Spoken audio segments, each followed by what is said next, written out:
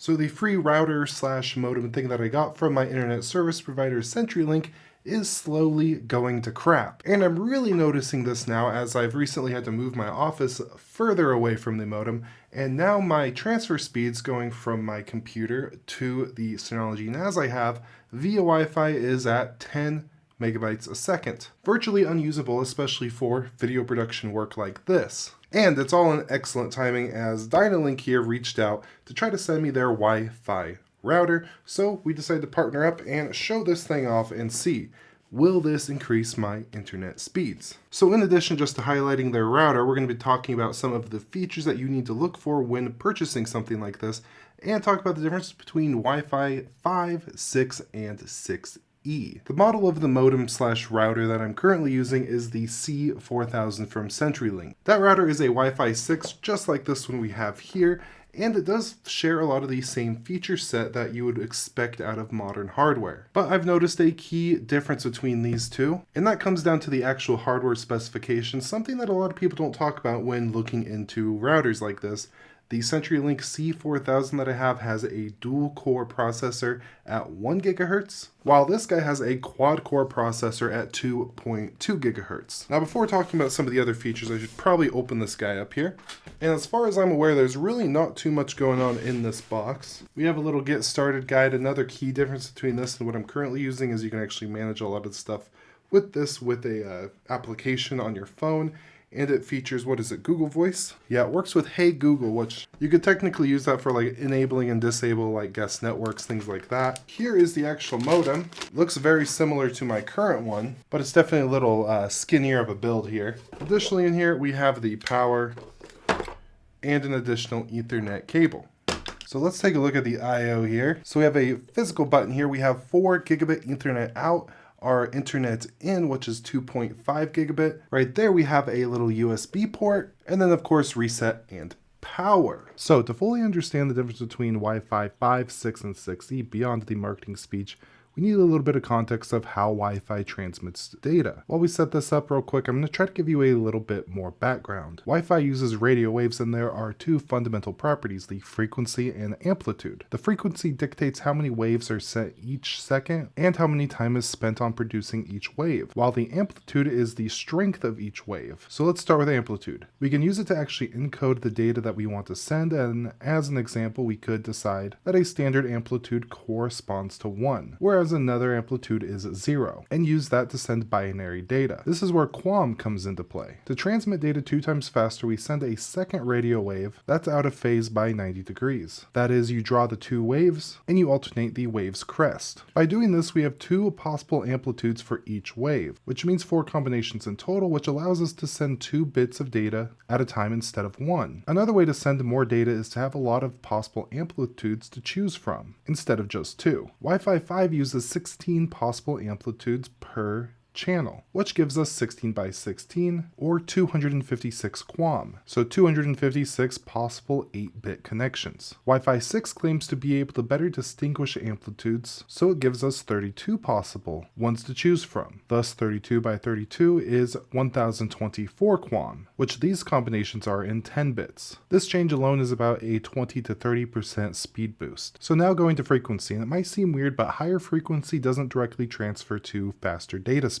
Rather, the frequency allows different devices to use radio waves at the same time, as long as they use different frequencies. In that case, it's possible to still distinguish the 2 waves, but if they use the same frequency, there's going to be an issue. Historically, Wi-Fi had been using frequencies between 2.401 and 2.474 gigahertz, giving us a space of about 73 megahertz to work with. Dividing this band into channels would need to be at least 22 megahertz wide, meaning that we can fit 3 channels in the 2.4 gigahertz band. Now that's not a lot, and it's very easy to have interferences. The Wi-Fi 5 gigahertz band increased this from about 5.150 to 5.825, or 675 megahertz of space where we can fit 25 channels. Even better, we can combine different 20 megahertz channels into bigger 40 or 80 channels to be able to transfer data 5 or 4 times faster. Now Wi-Fi 6 is even better because it allows us to combine two 80 megahertz channels into an ultra-wide 160 megahertz channel, which then doubles the speed yet again. And Wi-Fi 6 allows us to have both the 2.4 and 5 gigahertz data bands, instead of using just one 5 gigahertz one. This feature on most routers, including this Dynalink one, is going to be called dual band, which is something you're going to want to make sure that whatever router you decide to buy has. And then that's where Wi-Fi 6E steps in. This adds an additional 1200 megahertz of space to play with, or up to 7 ultra-wide channels. But this does come with two significant trade-offs. First, as you might guess, transmitting waves even faster means that they'll reach even shorter distances. Secondly, only a few devices support Wi-Fi 6E as of yet, meaning for a vast majority of people, having a Wi-Fi 6E router is kinda useless. And when it comes to Wi-Fi 6E, most devices aren't going to support that, not even this one right here.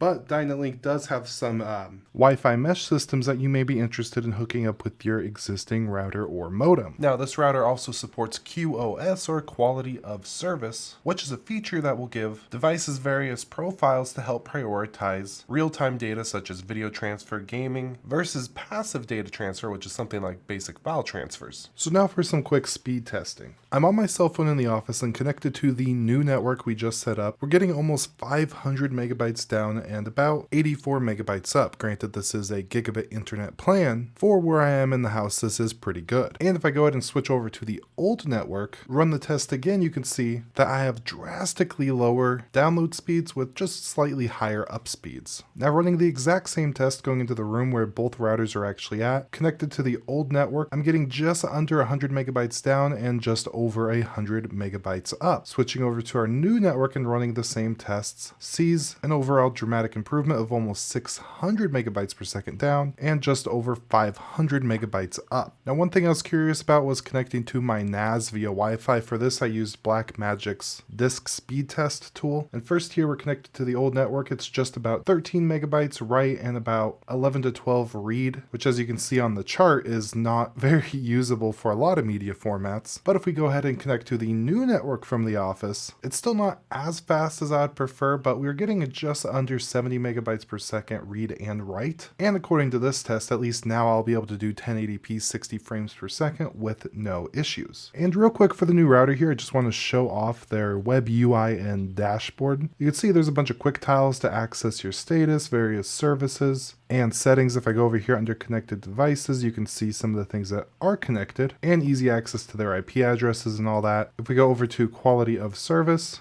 you could go ahead and enable that and mess with your airtime fairness here. If we go back to the dashboard, we also got security, so you could go over here and change your firewall VPN settings. So for example, here under VPN, you can actually add a open VPN server and add whatever VPN provider you use for this. So you'll have a network-wide VPN, which is really nice. And another thing that was important to me is if you go under network, WAN, and go over to port forwarding, here you could go ahead and add port forward rules so you can open up your firewall so you can access Plex or Jellyfin or whatever you happen to be using externally. And of course, there's a lot more things that we're not going to dive into, such as more detailed Wi-Fi settings, IPv6 stuff, our routing, our parental controls. We have diagnostics here. So if we see the diagnostic tools, we just have some ping and some other stuff. And then of course, under status, we could see some traffic information, for example, and see our real-time traffic data, as well as a lot more. So under wireless, we can see all the various clients that are connected. Same with the 5 gigahertz band here, and more. So if you're interested in picking this up, there'll be a link down below, as well as to some of their other products. And with that, I do hope you have an absolutely beautiful day, and goodbye.